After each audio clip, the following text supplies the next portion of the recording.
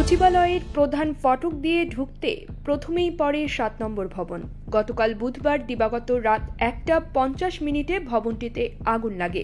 ৬ ঘণ্টা পর আজ বৃহস্পতিবার সকাল ৮টার দিকে আগুন নিয়ন্ত্রণে আনে ফায়ার সার্ভিস। আজ সকাল ৯:৩০টায় ৭ নম্বর ভবনের চারপাশে দেখা যায় ছড়িয়ে ছিটিয়ে আছে জানালার ভাঙা গ্লাস।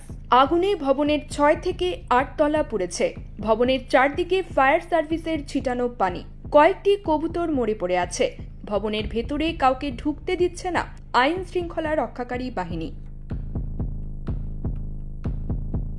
ফায়ার সার্ভিসের একাধিক সদস্য বলেন, আগুন নেভাতে গিয়ে তাদের পদে পদে প্রতিবন্ধকতার মুখে পড়তে হয়েছে।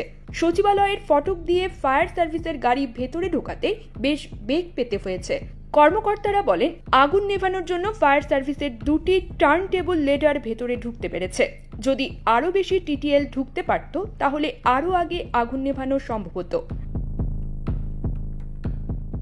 সচিবালয়ে ঢোকার মোট ফটক 5টি, তবে ফায়ার সার্ভিসের গাড়ি ঢোকার ফটক আছে মাত্র 2টি।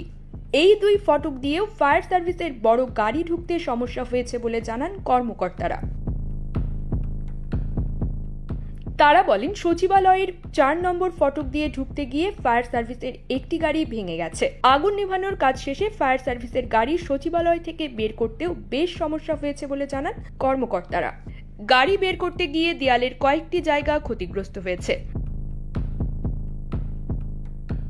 ফায়ার সার্ভিসের একজন কর্মকর্তা বলেন, আগুন ছড়িয়ে পড়ার একটি বড় কারণ হলো মন্ত্রণালয়গুলো কাঠ দিয়ে সৌন্দর্য বর্ধনের কাজ করেছে।